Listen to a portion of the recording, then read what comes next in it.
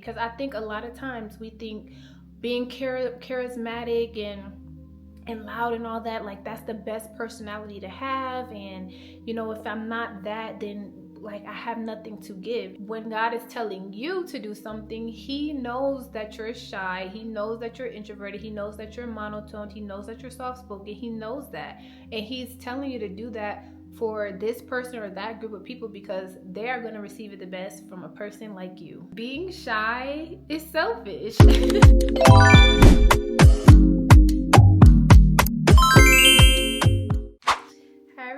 Welcome to my channel. Thank you so much for clicking on this video. My name is Mariah.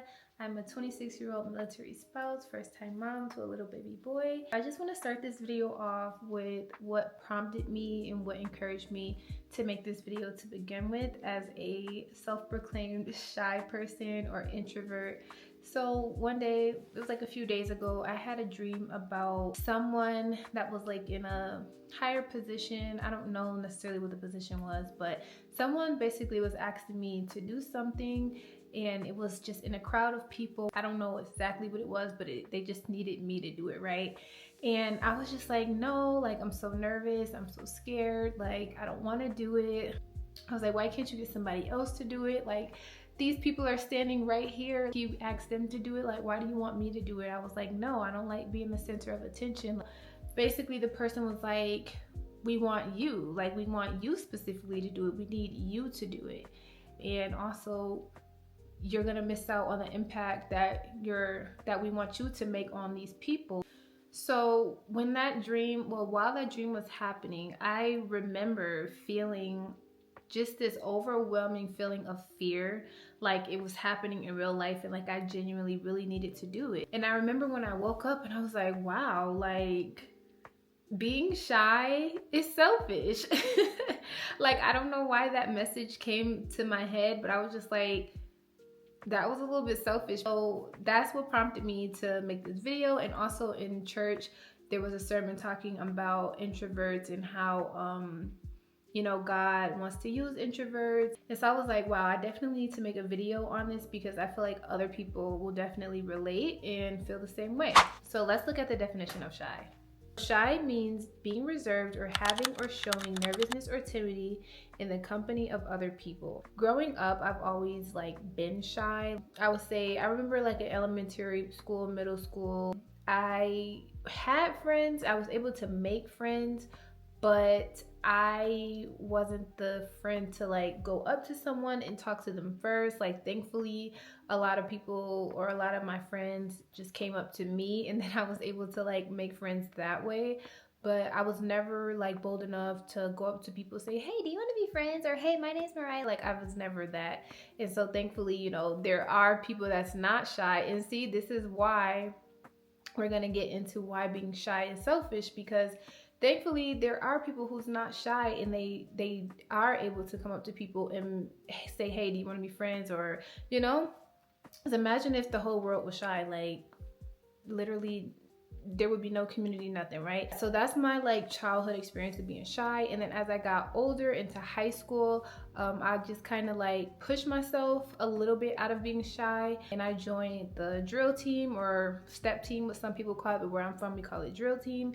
And so that was the first sport that I ever had. But before that, I was on the cheer team, and I always wanted to do cheer. I was the perfect size for a flyer, even though I was on the taller side. I remember being in cheer practice and the coaches are like, you need to scream, you need to be loud, we need to be able to hear you. And it's just something in me could not get myself to scream because I didn't want to bring attention to myself. I didn't want to be loud. And okay, so being naturally soft-spoken, there's nothing wrong with that. I am naturally soft-spoken, so I think that also played a part in just me not being able to scream so loud.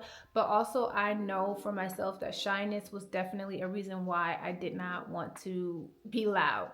And so I was like, you know what, I don't think cheer is gonna be for me. And then not only that, I was a flyer, and I feel like flyers are at the center of attention. You're the one that's in the air. There's also multiple flyers, but you and one other person are gonna be like the center of attention, whatever. So I was just like, you know what, I can't do chair. I always wanted to do it, but I was just too shy to do chair. This might sound silly to people who are not shy or not introverted, but to us shy people, I feel like we will definitely understand the fear. And so that's why I went to drill team, because I didn't have to be at the center of attention. It was more like a collective type of thing. We all were gonna be on stage at once. Like, it was nothing where I was the center.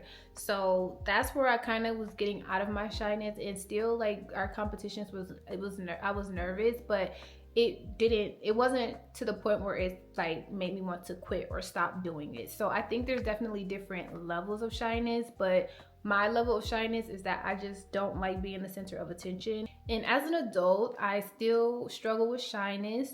And I would say YouTube is probably the only thing currently that I'm doing that is like making me the center of attention.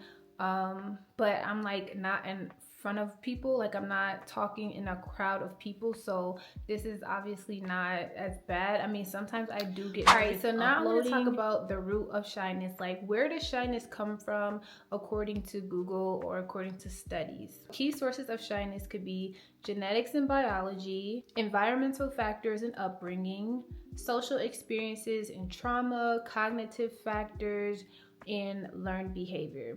The reason why I included this is because I noticed that my mom is also shy.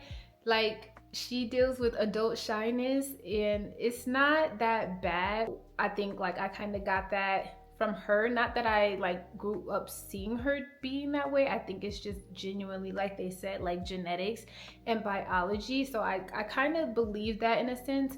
And I also say that I believe that too because I do have a little baby boy and he is the only child currently, and I find that like when he is around other people, he's shy at first. Like he literally like covers his eyes. It's so cute and it's so adorable, but it is something that I'm like, no, I don't want you to be shy. But he does warm up to people like as time goes on. So that could just be like normal toddler behavior, or it could genuinely be him like displaying shyness. But I don't want to speak shyness over him because I don't want it to hinder him from doing things and just doing things and being like the person that God wants him to be. Being shy, all that, it comes from different things. Like, it comes from traumatic experiences as well. That is a whole nother situation. And my heart really goes out to a person, to anybody who became shy or became introverted and kind of closed themselves off from people because of trauma, and I truly pray that you overcome that. I also think for me it is cognitive. So the cognitive says shyness is often sustained by cognitive habits like excessive self-consciousness, fear of negative evaluation, and unrealistic social comparisons. And I feel like for me, I have a fear of man, and it sounds so bad to say, but I don't like being perceived in a negative light. I don't like people perceiving me. I don't like being perceived in general. And it sounds weird to say because I'm literally on YouTube and it's like, you're definitely going to be perceived. So here's why I think it is selfish. So the first reason is being too concerned with what people think of you, or the fear of doing whatever you're supposed to do, and not being concerned enough with the impact that you were called to make on a person or community, big or small. If you really sit there and analyze that statement, when you are over prioritizing yourself in a sense and your thoughts, because mind you, these are thoughts that are not even confirmed, right? Like, you don't necessarily know if people are going to perceive you in a negative light. So you're kind of like prioritizing negative self-talk, negative thoughts about yourself over the impact that you could possibly be making on someone. A lot of us don't think that we are capable of making impacts on people. Like, whether it's a big impact or a small impact, like everyone and anyone is able to make an impact on someone. This goes back to the dream where I was like, why can't you get them to do it? Like, that get somebody else to do it. Mindset is also selfish. Let's put this into perspective of the bystander effect. So when someone is in trouble or in need of help, and you as a bystander are standing there and there's also other bystanders, If every single bystander is like, somebody else would do it, get somebody else to do it, that is selfish behavior. And it might look innocent outside looking in, but that is selfish behavior. So essentially, when God is like calling you to do something, or there's big or small, God is very intentional, which is another point that I want to make as well. But I want to just stay on this point for a little bit. That bystander effect, get somebody else to do it, it is rooted in selfishness. I also think that it is rooted in self-doubt and self-negative talk, because you know, that feeling that I felt in that dream where I'm like, why me? Like, why do I have to do it? Like, why are you choosing me? And it's because you are you. And there is something special about each and every single last one of us. And we all have to really, truly believe that. And we all have to know that. And so when you are basically saying like, what could I possibly do? Like, why do you want me? It's because you are your own unique person with your own unique thoughts and voice and tone and aura and personality. And truth be told, sometimes the message that you are able to give to someone else could be more digestible versus the same message being given to that person by for example, because we're talking about shyness. So if you're more of a soft-spoken person, and then there's a person that's more energetic, loud, outgoing, and God wants you to speak to somebody specifically or make a certain impact on this community or this people, he knows that you will be the person that they receive it from.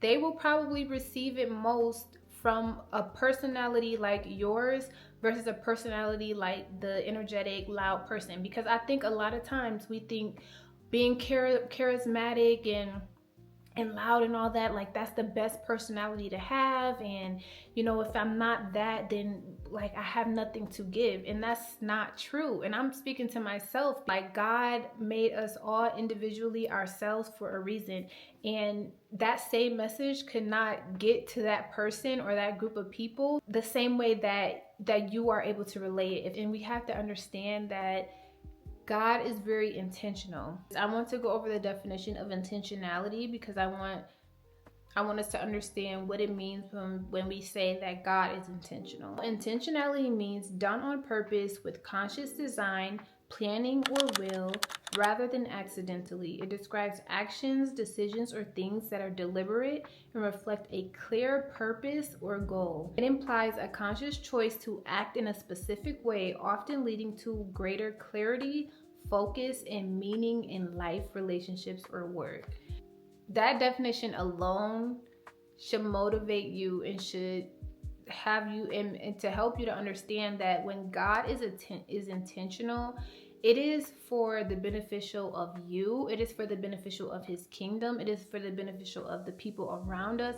When he is calling us to do something, say something, or just be somewhere, it is for a reason bigger than we can even imagine or understand. God gave us all talent and gifts, and he gave us all of these things that he has blessed us with. Like for me, for example, I have the gift of singing, and a lot of people would not know that because I am too shy to literally go on the stage or post a video of me singing. I won't even sing in front of my husband. Like I said, this is still something that I am actively working on to this day.